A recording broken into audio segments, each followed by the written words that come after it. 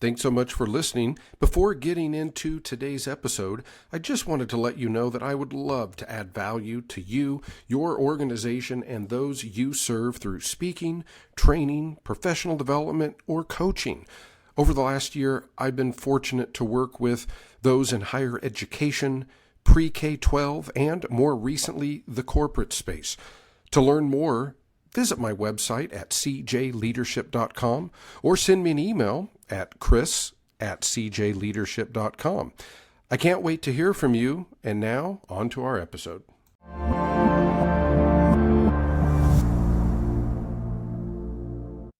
Welcome back, friends, to the Department Chair Leadership Podcast. If you've been following us for a while, you'll know that we recently started putting the video up online along with the audio. So if you're listening to this on a regular platform, please know that you can also go to my YouTube page and watch the wonderful guests we have. And speaking of wonderful guests, we have Mr. Brad Black, who has been gracious enough to come back and continue to tell us some of the great things that he and his team are doing.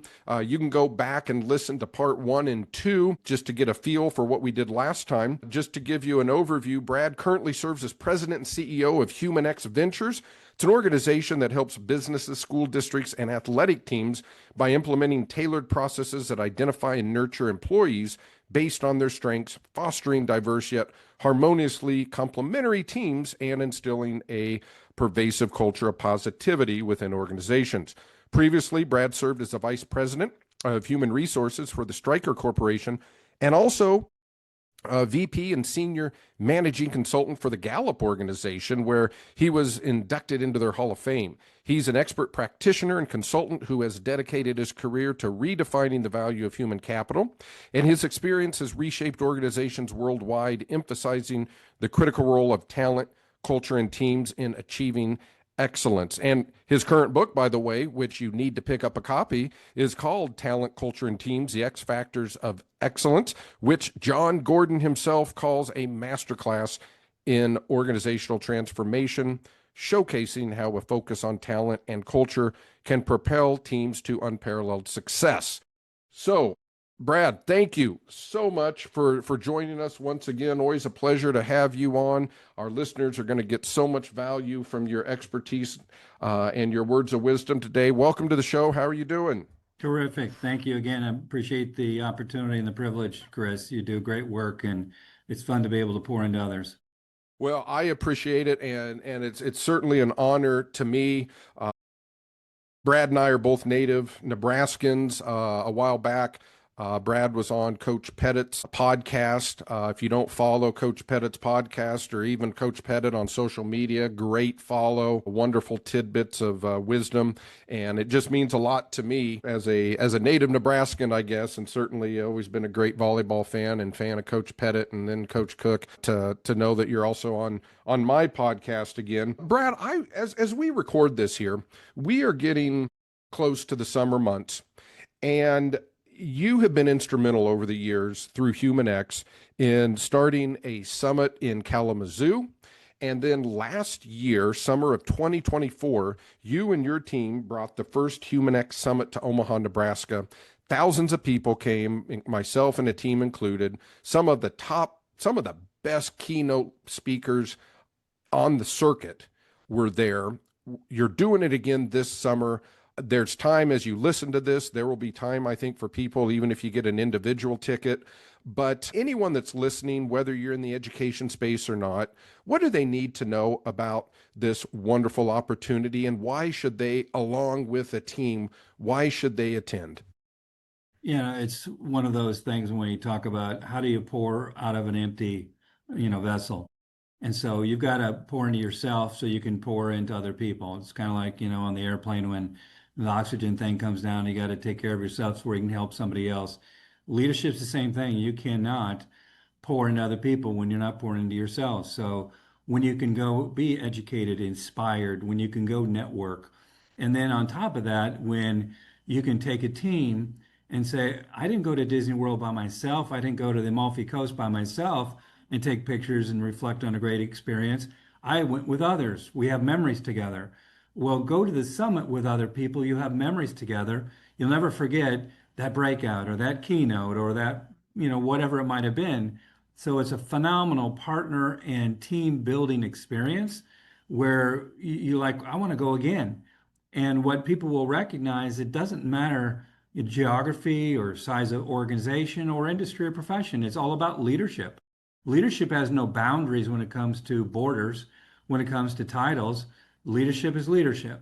And so when I go there with the idea that I'm going to be poured into, I'm going to leave richer and stronger and smarter and better, wow, there's no downside. And then the next level is, oh, well, when we're there and, oh, the mayor's here, oh, and the superintendent's there, oh, and the university president's here, or the chancellor's here, or the department chair, or the dean, or the person who runs, the hospital in town. So when you have a community coming together, and we have many, many communities where people that are not in the same organization are going to be there together. Well, they live in the same community, whether it's 10 or 20 or 50,000 or a million, they live in the community together and they get to, really have this experience together. Like if we had a great business and a great school and a great hospital and a great university, wouldn't that be a great community? And that's kind of the ultimate where people realize, yeah, it's not my association, it's not my tribe, it's not my profession, it's my community. And that's where real strength is built and where inspiration happens and lives, where we're from, where our parents live, where our kids live, where our grandkids live. That's what we want to make great. And that's a unique design of our summit. It really has that. Oh, there's 7 tables over there from Loveland and Fort Collins and Greeley. Oh, there's 7 tables over there from Kearney. Oh, there's 20 tables over there from Omaha. Oh, there's how many from Kansas City? Well, that's again what we want to just have be a regular thing where people come together. It's kind of like I have it marked on my calendar, that family reunion I always want to go back to. Well, and thank you for sharing. The community aspect is so important. And for those listening, yes, it's in Nebraska and there is a Nebraskan presence, but this is a national summit. There was certainly a regional and a national presence there. I made some great connections. Speaking of which, Brad, who are some of the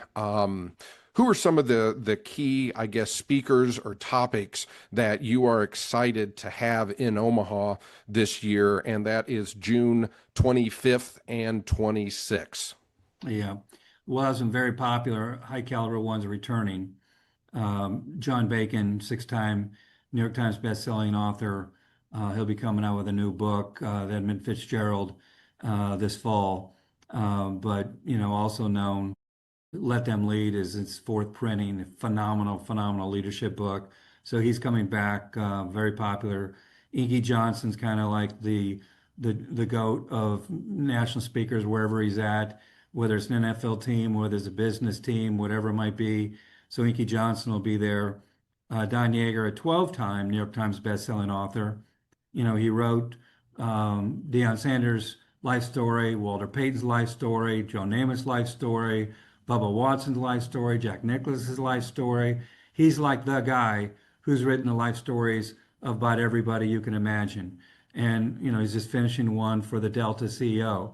So whether it's business, whether it's athletics, he co-wrote his first book with Jon Gordon. So you think about how much has he learned and done, and I call him one of the greatness experts. He's just passionate, about the topic of greatness. And so you can read about anything that's contemporary with, hey, the NBA Finals or, college football playoff, whatever it might be. He's always going to be in the mix talking about it, writing about it. And, again, he's going to be not only doing breakouts, but a keynote. So that's a big one. You have Sue Enquist, 11-time national championship coach from UCLA.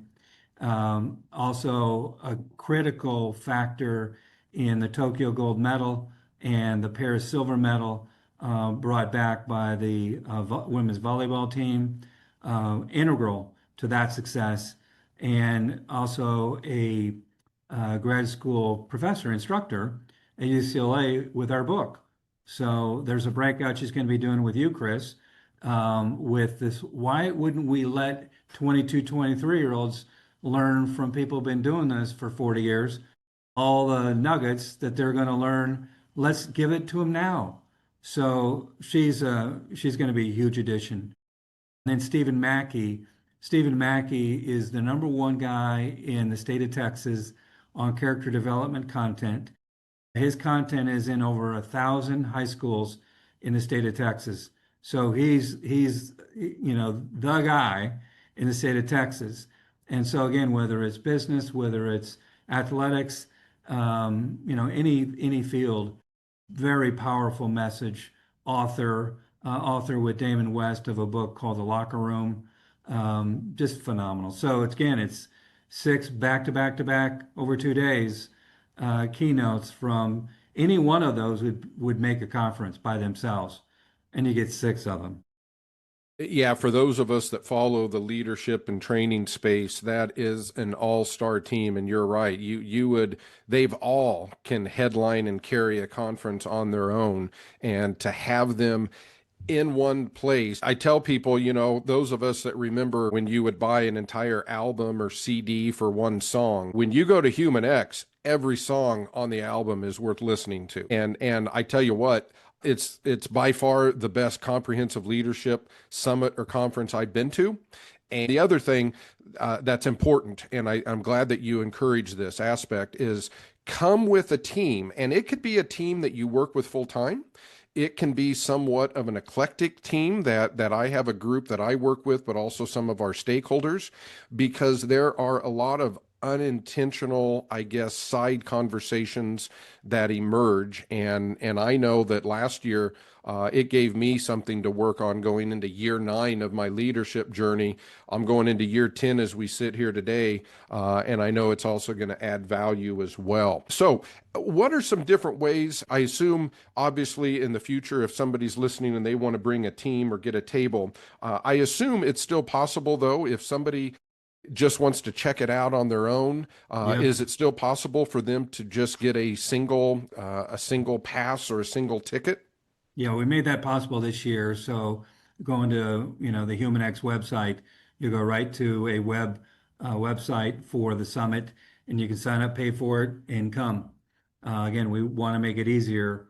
So, the arena seats are going to be almost unlimited in terms of size. Table seats, on the arena floor are much more limited. We have very few left. But arena seats, they're available. You're eating the same food, you're hearing the same message, you go in the same breakouts. So it's a very easy way to, not have any barriers to coming. And one thing that I like that you do is you offer special pricing for students.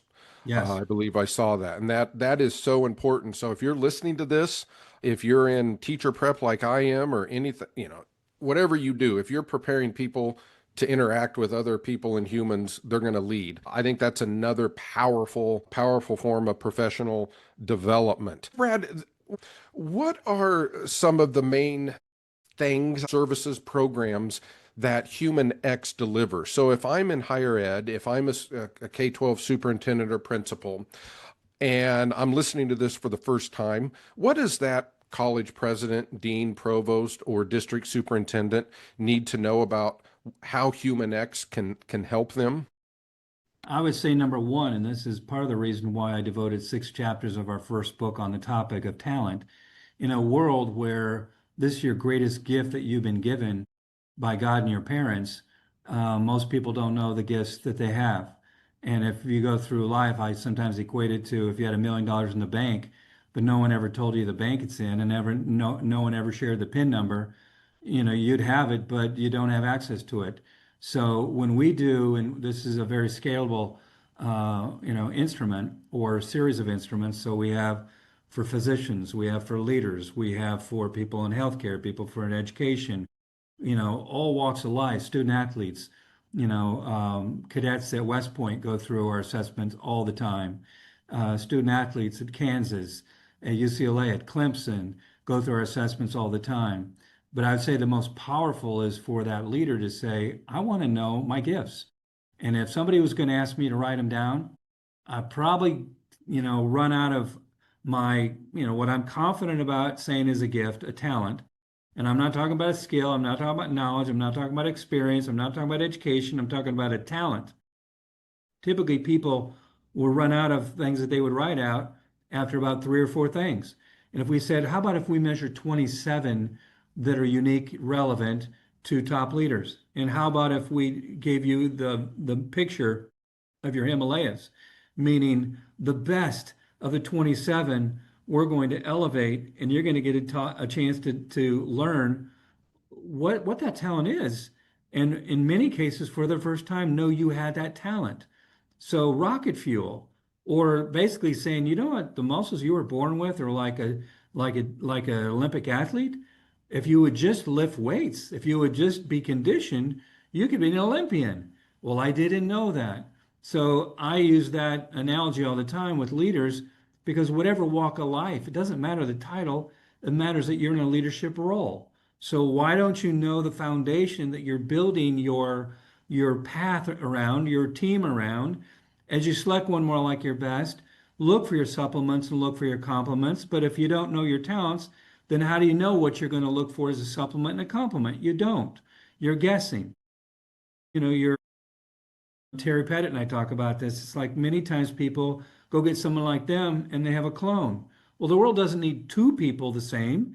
How about if they have somebody who has some of your greatest gifts, but also greater gifts than you have, and it's 1 + 1 = 3 or 1 + 1 = 5. But it all starts with how about a 20-minute online assessment followed by a 1 hour feedback that could be life changing.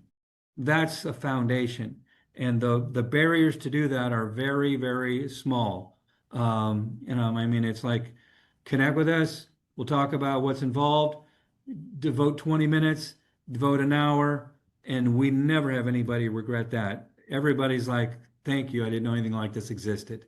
So again, in a world where DIS, Myers-Briggs, Strengths Finder, fine, those are one size fits all. And they have a purpose and they have value, but one size fits all, meaning, is it me as a leader? Is it me as a whatever? Well, I don't want to be compared to whatever, and I don't want to have things measured in me that aren't really relevant for my role. I want to have things measured in me that are most relevant for my role. That's most applicable. So, in the context of equipping leaders, it starts with a foundation of talent. And then the second piece it goes to is if I lead a team, or I want to lead a team, or I want my gang to be a team, or my group to be a team, I got to measure where we're at because there is no great team that's permanent, and great teams are rare. And very few people have ever been taught how to build a great team. Many people have never been on a great team. So if I haven't been on a great team, I've been taught how to do it, then how do I do it? It's not an intelligence question, it's a literacy question, both about talent and about how to build a team. But when you unleash those two together, you equip somebody to build a great leadership team. And again, it's a magnet. When anybody's around a great leadership team, they want to be on it. It's like, I don't care where that place is. I'm gonna move my family there. There'll be places that somebody wouldn't have dreamed they're going to be, but once they meet people on a great team, they want to be with them. I appreciate you sharing that. I'll share for our listeners and viewers that I went through what you call the L12 leadership assessment, and it is truly, truly transformational. It's unlike anything that I've been through. And if you study Brad's background, I believe it's correct that you actually work with Dr. Clifton, developing the Clifton strength. So as Brad says in his book, he comes to this with, I think you said 40 years and 4 continents worth of experience. And so this is truly transformational. There were things on my assessment that were very affirming, were very eye-opening. And I think the protocol on this is obviously you get 12, and then you learn about some of the top ones. I believe on mine, some of the top ones that were mentioned were the strategic agility, vision, and development, along with a host of others. And so, yes, that is something that if you're sitting here and you have people that you're trying to develop, and you want to do so in a way that follows a proven process, contact HumanEx about that L12. You mentioned a lot about talent and teams. Obviously, your book is called Talent, Culture, and Teams. When we talk about great coaches, obviously there's a great environment and there's a metric that's pretty easy to track, okay, in terms of win and losses. It's not all about that, but that's out there. In organizations where we don't necessarily have a defined scoreboard, we don't necessarily know when the game starts, when halftime ends, when it ends. What advice do you have for organizations such as, I'll use higher ed? We have metrics that are important, but in some ways, there's no national championship for enrollment. There's no national championship for a lot of the things that we rightfully have to look at. What is your advice if I come to you and say, I want to build a great team? I don't know for sure what quote unquote winning looks like for us, but I know that we need to work together, have a sense of community and all of those great things. How do you address that question or concern? Well, it comes back to what I talk about in the book is great organizations are going to master what I call a 9 box. They're going to be able to define, measure, and build talent, culture, and teams. So if you think about that in kind of a matrix, you think about, okay, if I don't know how to define a great team, if I don't know how to define talent, if I don't know how to define culture, I'm kind of stuck at the very beginning. Okay, well, how about if we help you define it from the context of greatness? If you look at the bell-shaped curve of cultures, we're talking about the ones on the right side of the bell-shaped curve. We're talking about the Marines. We're talking about UCLA softball, UCLA, basketball during Wooden's time. We're talking about Nebraska volleyball. We're talking about, all those great teams, and whether they're athletic or business or education, doesn't matter. It's the 5 of us, it's the 10 of us, it's the 12 of us, it's the 100 of us. And we can feel it when we're there. So, 17 years ago, we developed, our own research to be able to understand what is the input, what is the drivers of a great team. And so when we do that, we understand there's really 2 axes that are key. You can call it greater glue, you can talk about relationship engagement, performance engagement, but we measure that with 24 questions, 12 questions on each axis. So we now have a metric, and now we have a 3x3. And up in the upper right is the intersection of, do we want to be together and do we want to win together? And when we've defined it, we have a number. So it can be 0, could be anywhere from 0 to 100. But we also know from our research and looking at outcomes, in a good team, when you are a good team, you're going to be at 55 and above. When you're a championship team, you're going to be 80 and above. So immediately I can go to a school board, a cabinet, a senior, leadership team. I can go anywhere and everybody can answer their questions, and you don't answer mine and I don't answer yours. Our voices are heard and our data is in there. And we're going to be in one of those 9 boxes. And ultimately a great team is in the upper right in that dream box, that 100%. But maybe we started off and we're a good group. We're not a great team. And there's a big delta between a good group and a great team. But we now know what to work on because we've measured where we're at and what to work on. So that instrument was used by Sue Inquist in Tokyo and Paris to help them microwave, the Olympic team with Jordan Larson as the captain. It's like, if I don't measure where we're at, I don't know what's missing and I don't know what's present. I don't know what's strong. I don't know what's weak. But if I can measure it, I will know. So much like, the instrument she used, and much like what we use with boards and cabinets and other teams, you measure it, then you know where to go. And it's really more of a process oriented, not an outcome oriented. It's not like, we're going to declare ourselves great. We're going to, wait until we're at the end of the season and then say, see, we are great. It's a daily focus on a process that says, if we're always better than we were yesterday, let's compete against ourselves in a high standard. Let's understand what that metric for team chemistry is, and let that be a lead metric, because all the good numbers hang with good numbers. All the bad numbers hang with bad numbers. So if we have no team, we're going to learn about a lot of other bad things that we could be measured by, whether it's enrollment or retention or whatever it might be. So if we proactively build great teams and we proactively build the processes to build great teams, then that's an element of a great culture. Now, if I can do that in this department and that department and this division, back in my Stryker days, I could hear people comment, well, in California it's different. In Puerto Rico it's different. In Ireland it's different. I said, we are Stryker wherever we go, and we have to measure by our standard. We're a 20% profit growth company. We are not going to, acquiesce to someone else's standards or culture. We're going to have our culture in Puerto Rico. We're going to have our culture in California. We're going to have our culture in Michigan. We're going to have our culture in manufacturing. We're going to have our culture in the sales force. So a great culture has consistent language and consistent processes. It's, again, this crazy analogy, but it's not like you go, well, certain Chick-fil-A's you're going to enjoy and other ones you won't. Or certain food at Chick-fil-A you'll like and others you won't. Scaled behavior at a high level is what great cultures can deliver. They can do it again and again and again. We delivered 20% profit growth 84 consecutive quarters. Who on the planet has done that 27 straight years?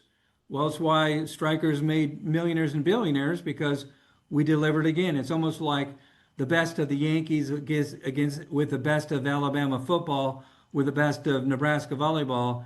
If you had that be one organization, well, that's kind of why Jim Collins came to study us at Stryker. We were this phenomena. We weren't born a phenomena. We built phenomenal performance to the point where now it's worth 25 whirlpools, and whirlpools 25 minutes down or 40 minutes down the road. And they used to be worth 10 times more than Stryker. And now Stryker's worth 25 times more. So whether it's the Marines, whether it's Nebraska volleyball, whether it's Stryker, whether it's Chick-fil-A, great cultures are filled with great teams. But I can control in my department, in my unit, in my location, a great team a lot more than I can control the culture of our organization. Unless I'm the CEO, the head coach, I can contribute to it, but I can't make it. So that's again where they live together. But what everybody can influence is the team they're on or the team they lead. Much to unpack there, but I love what you said essentially about greatness, excellence being really what we do on a daily basis. And if I'm understanding you correctly, and after having read your book and all of that, it really does seem like if we take care of our team, if we take care of our culture, the metrics are important, but the metrics will then be a byproduct of the culture. Like you said, do we want to work together? Do we want to be together? Do we want to achieve together? So and I know that you have success story after success story, especially in K-12. I follow the great work you do in the districts that you help turn around. So how does that work, Brad? If you're talking to a leader that has a skill set, they're going into a new organization, it's kind of a rebuild. What are one or two daily behaviors that, in your experience, provide the biggest return on investment? So, we do all of the things, we know what our vision is, we cast the vision, we adopt a new strategic plan, whatever. But when the rubber hits the road and I get out of my truck and I walk into the building with my coffee in the morning, what's one or two things that I need to do differently or be intentional about as a leader, because I know that's going to affect everyone else's daily behavior? Yeah, I would just say remember, you're the thermostat.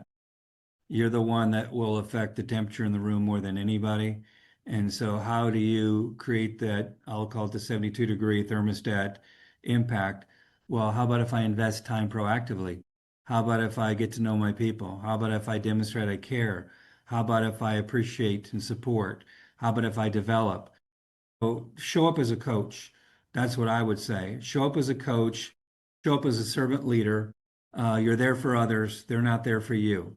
Now, the world didn't tell us that. The world told us when I get that title, they're there for me. they're my minions, they're my hands, no, they're your partners. You're not a boss, you're a partner. You're there to help them be successful. And people can tell when you care. In the little ways or the big ways, they can tell when you care. Everyone's going to be different. Everyone's needs are not going to be the same. The needs aren't going to be the same day to day, week to week, year by year. But to invest time as a coach will give you a return on investment that's exponential. I've seen that in every, continent I've worked in. I've seen that in every industry I've worked in. I could go to a Cheesecake Factory restaurant and 5 miles away, 2 miles away, they could be one of the worst or one of the best in terms of turnover.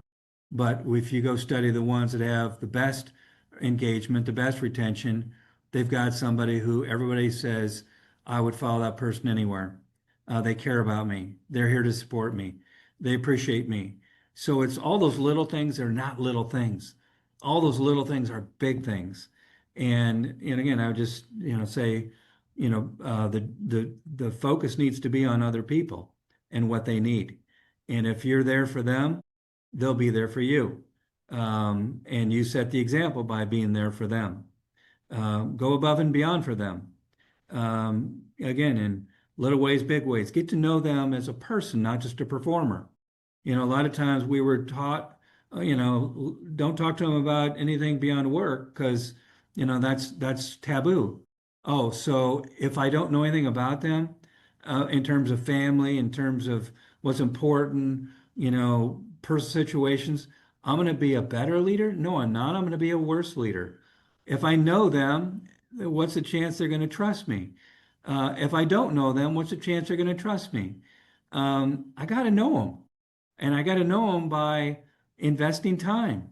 And again, recognizing people, appreciating people, investing in time, asking them how you can help support them, what their needs are.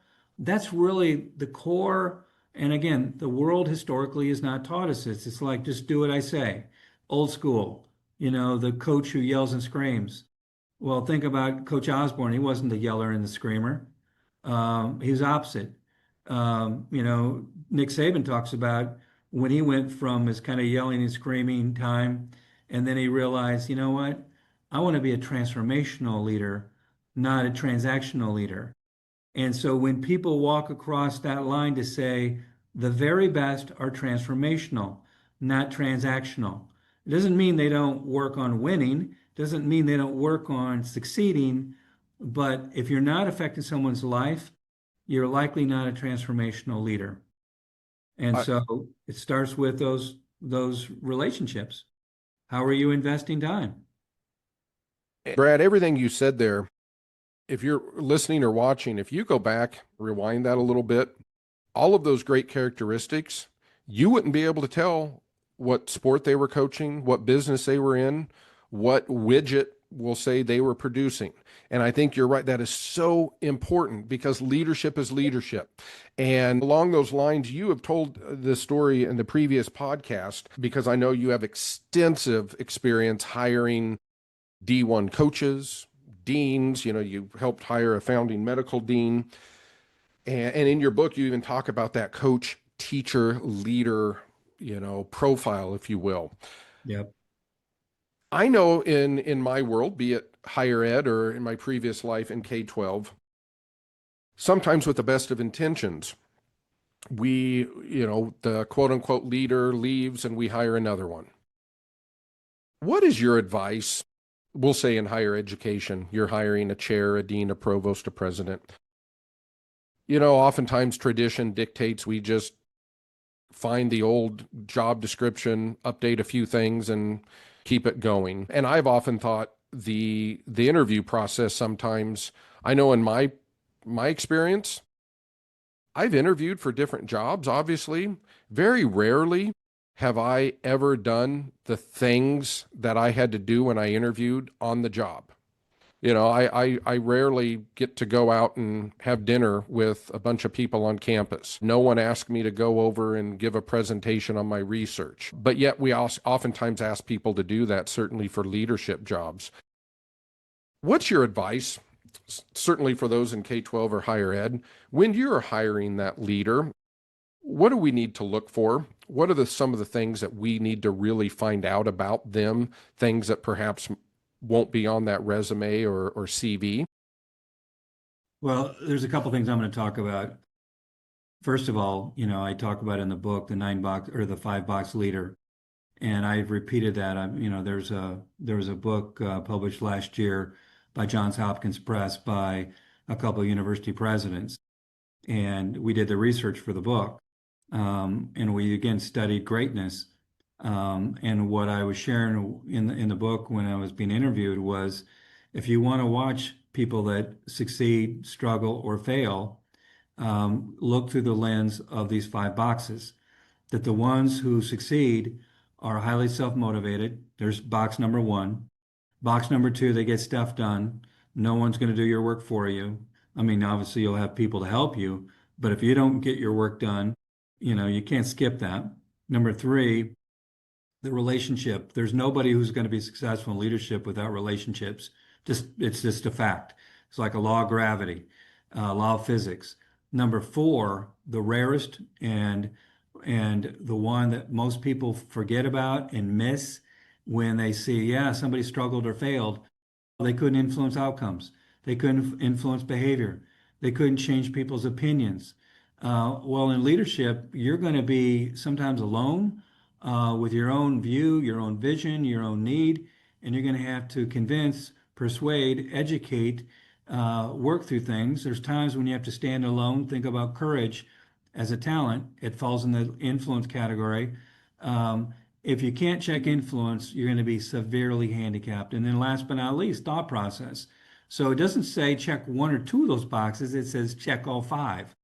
So if I can check all 5, and if I've been disciplined and deliberate around making sure that I have evidence, they can bring something that comes in the category of talent in all 5 of those boxes. The second piece to focus on is I have to make sure they fit. I have to make sure they fit the team, the culture, the role. Because if they're talented but they don't fit, a year from now they won't be here. And we won't get any return on our investment. Now, they might have the talent, but they also have to have the fit. So fit is a second factor if we want to see somebody succeed over time. And then third, we can look at skills and knowledge. But typically we're thinking we just want more of that.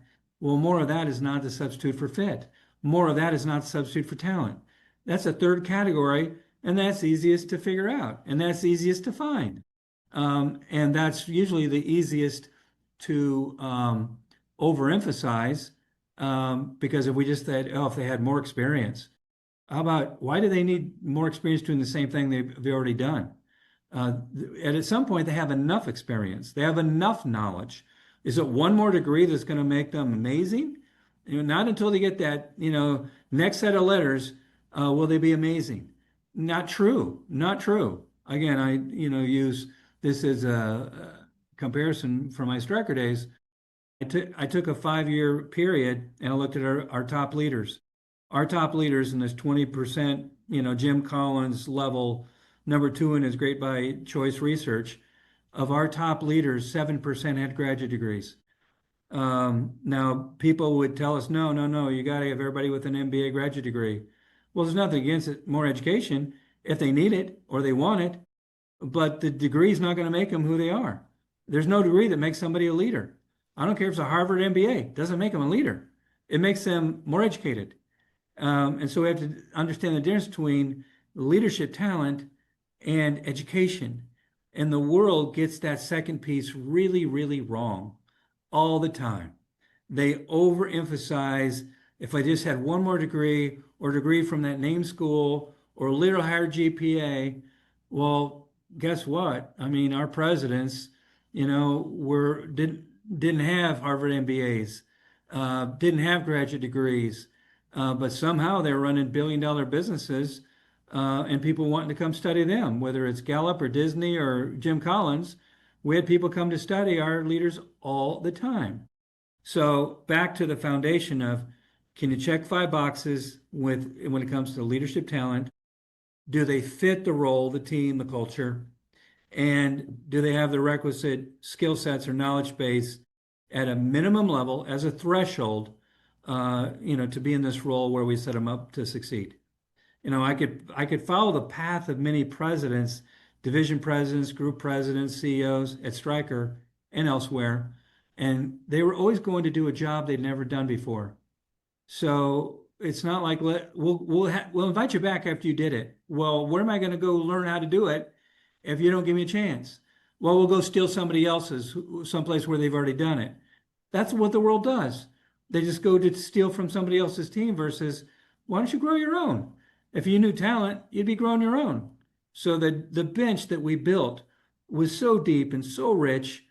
It's like you could go buy billion-dollar businesses, go have 5 new leaders put in roles they'd never been in, and watch another, a division or part of the business take off, like a rocket, because we understood those three things. We didn't overemphasize the third one.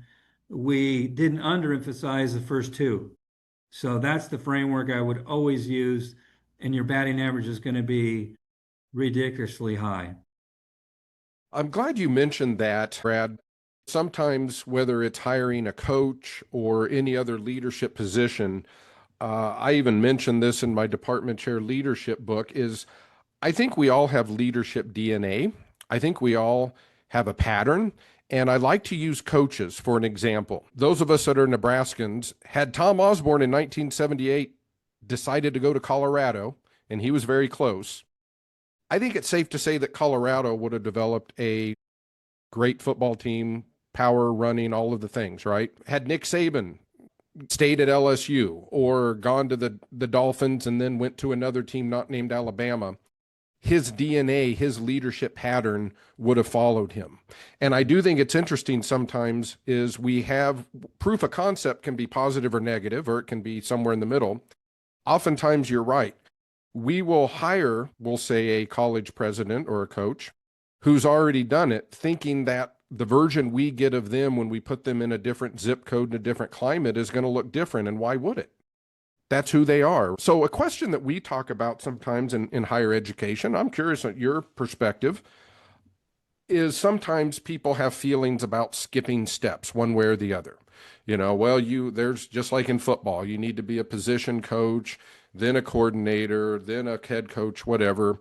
You can fill in the blanks in K-12 or higher ed. With your experience and your perspective of hiring talent and great leaders, what's your thought? What's your take on, does somebody have to hit every single traditional step to make sure that when they get to whatever that pinnacle position is, do they need all of those steps? Or for some people, do they have the profile and the leadership literacy to maybe skip a few steps and still be okay? Yeah, I would embrace both. I mean, you want to be able to have as many examples where people can have I'm going to say, more traditional or more measured, more intentional, more stable progression. But to also understand, well, that may be a good rule to follow, and it may be efficient and it may be low risk. And, we follow that every day. We take somebody from an individual contributor to a primary contributor to see their influence and their relationships to now you're going to have 2 or 3 or 5 people report to you. So we want to see you as you coach somebody before you lead people that do that. So, again, I could use Sue Inquist's brother, Bill Inquist, as the example. He went from a top sales rep to a regional sales manager to running a sales force to running sales and marketing to a general manager, a president, a group president, et cetera, et cetera. But in 25 months, we could put him from, like not having done it to you're going to have a big, big job, because there are people, PJ Fleck, Bill Inquist would both be examples of this in different walks of life. They have so much talent that they should not be in the middle lane going 55 for very long. They were made for the left lane. Get them in the left lane as quick as you can with the support they need, and they will do great. And so, again, it's not a formula, same for everybody. A PJ Fleck was a wide receiver coach at Tampa Bay when I interviewed him before he became a head coach. So he skipped those coordinator roles. He was never a coordinator. Well, he didn't need to be. He had been intensely studying, the Jim Tressels, the Mike Nolans. He'd been intensely studying great coaches, great leaders. And inside him, he had the talent, like the great ones, but he didn't know it. It had never been affirmed for him. It never been discovered for him. The day that I gave him feedback, and I'm, relating him to, well, you're like Sue Inquist this way, and you're like so and so this way. It was rocket fuel for his life, confidence for him when he's now in a job he'd never did before. And you're going to have a lot of critics the first time you make a mistake. See, I knew he couldn't do it. See, he didn't have the right experience. The world will deliver a lot of critics to your doorstep. Every time, you're disappointing somebody against expectations or failing, there'll be people saying, see, well, how about if the organization was the wind behind their back, the wind in their sail? The person selecting them, like again, I don't know how many conversations with leaders at Stryker, whether you're a helicopter pilot one day and the next week you're running the warehouse and, 10 years later, you're a division president. Wow, I didn't grow up in this industry. I didn't know how to do it, but all the way along you were supported. We believed in you, and it wasn't a false belief. It was a belief that we knew you had the talent, and we were going to put certain people in the left lane and accelerate them faster.